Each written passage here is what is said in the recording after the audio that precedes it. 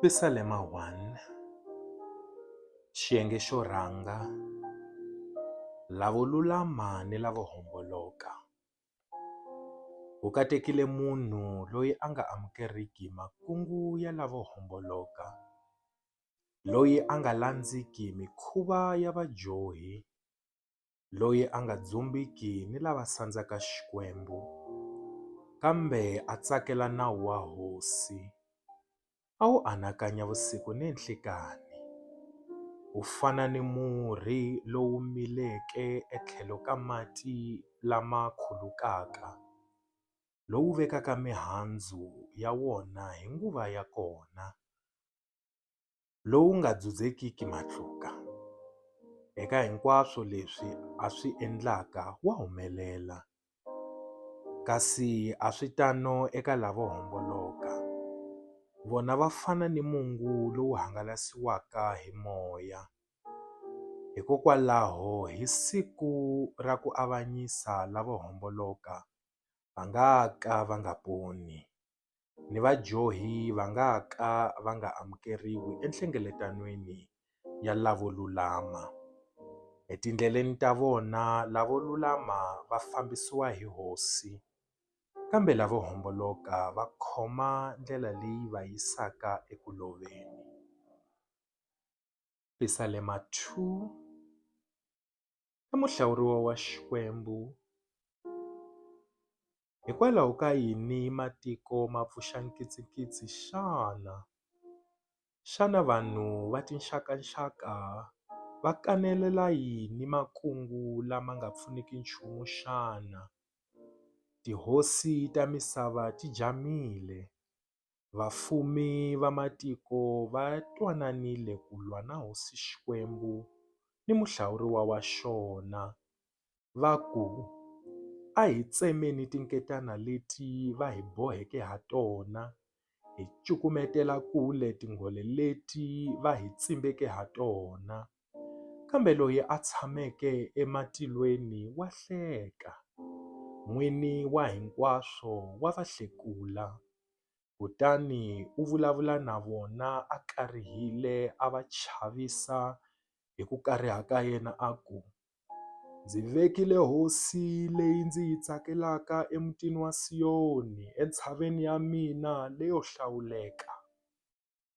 Ndzi ta twarisa leswi Hosi Xikwembu xi swi boheke. Xi te ka mina u n'wananga, namuntlha ndzi ku tswarile. Kombela eka mina kutani ndzi ta ku nyika matiko ma va ndzhaka ya wena. Misava hinkwayo yi ta va ya wena ku ya fika evugimamusi. U ta ma faya hi nhonga ya nsimbi, u ma cakanyetela ku fana ni mbita ya vumba.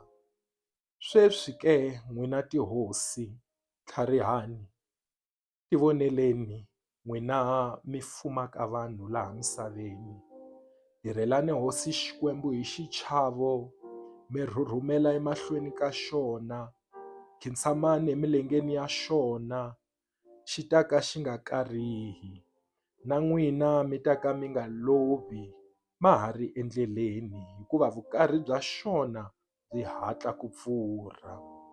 Va katekile hinkwavo lava tumbelaka eka xona. Pisalema 3, xikhongelo xa mixo xa loyi a tshembaka Xikwembu. Pisalema ya Davhida enkarhini lowu a baleka n'wana wa yena Abixalomu. We Hosi, valala va mina a hi ku tala ka vona. Va tele lava ndzi pfukelaka, va tele lava vulavulaka hi mina va ku, Xikwembu xi nga ka xi nga n'wi pfuni. Kambe we Hosi u xitlhangu xa mina matlhelo hinkwawo. Ndzi tidzunisa hi wena. Hi wena u ndzi nyikaka xiyimo. Ndzi tlakusa rito ndzi huwelela eka Hosi. Kutani Hosi yi ndzi hlamula yi ri entshaveni ya yona leyo hlawuleka. Ndzi tilatile ehansi ndzi etlela. kambe ndzi tlhela ndzi pfuka hikuva hosi ya ndzi seketela. A ndzi chavi vanhu va madzanadzana lava ndzi jameleke matlhelo hinkwawo. Pfuka we hosi, xikwembu xanga ndzi ponise. Wena u baka valala va mina hinkwavo emarhameni. Wena u tshovaka meno ya lavo homboloka. Ponisa ku huma eka wena hosi. Mikateko ya wena a yi ve ehenhla ka vanhu va wena. Pisalema 4. Xikhongelo xa madyambu xa loyi a tshembaka Xikwembu. Risimu ra muyimbelerisi leri hlaveleriwaka hi swipendana. Pisalema ya Davhida. We Xikwembu mulweri wa timfanelo ta mina. Ndzi hlamule loko ndzi huwelela. U ndzi nyikile ku tumbeta nhloko loko ndzi ri emaxangwini. Sweswi ndzi twele vusiwana vu yingisa ku khongela ka mina. N'wina vanhu xana mi ta sandza vumunhu bya mina ku fikela rini xana? Xana ku tsakela leswi nga pfuniki nchumu ni ku landzelela mavun'wa mi ta swi tshika rini xana? Tivani leswaku hosi yi ti hlawulerile munhu loyi a yi khongelaka. Loko ndzi huwelela eka yona hosi ya ndzi yingisa. Karihani kambe mi nga johi. Vulavulani hi timbilu loko mi etlele emasangwini mi miyerile. Humesani magandzelo lama nga wona. Mi veka ku tshemba ka n'wina eka hosi. Vanhu vo tala va ri mawaku loko mi nga kuma mikateko. We hosi hi langute, u hi komba tintswalo. Kambe wena u engeterile ntsako embilwini yanga wo tlula lowu va nga na wona loko va pfunile mavele ni vhinyo. Ndzi ta ti lata ndzi etlela hi kurhula, hikuva hi wena ntsena we hosi loyi u endlaka leswaku ndzi tshama ndzi hlayisekile. Pisalema 5. Xikhongelo xo kombela ku sirheleriwa. Risimu ra muyimbelerisi leri hlaveleriwaka hi switiringo. Pisalema ya Davhida. Riya ndleve we hosi u twa leswi ndzi swi vulaka. U yingisa ku konya ka mina. Twana ku rila ka mina wena hosi yanga ni xikwembu xanga. Hikuva hi wena ndzi ku khongelaka. Ni mixo wa ri twa rito ra mina we hosi. Loko dyambu rixa ndzi ku vekela magandzelo hi ndlela ya kona kutani ndzi langutela. Wena u xikwembu lexi nga tsakeriki leswo homboloka. Lowo biha a nga na ndhawu eka wena. Lava ti kurisaka a va amukeriwi mahlweni ka wena. Va endla swivi hinkwavo wa va wenga.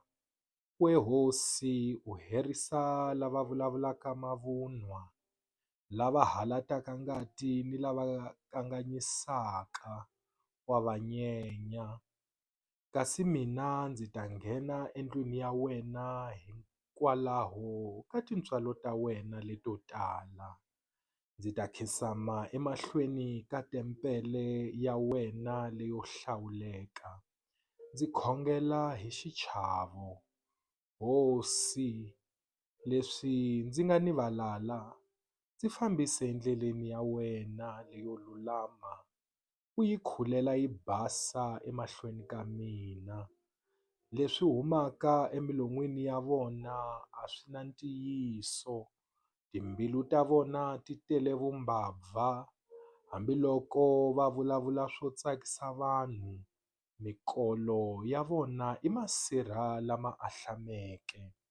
We Xikwembu va rhwexe milandzu ya vona. Va tshike va lovisiwa hi makungu ya vona. Vahlongole va suka emahlweni ka wena hikwalaho ka swidyoho swa vona leswo tala, hikuva va ku hundzukerile. Kambe hinkwavo lava tumbelaka eka wena va ta tsaka, va ta ba minkulungwana hi laha ku nga heriki. Wena u ta va biyelela leswaku lava ku rhandzaka va kuma ntsako lowukulu eka wena. We hosi, u katekisa munhu wo lulama, ntshova wa wena wu n'wi vhikela ku fana ni xitlhangu.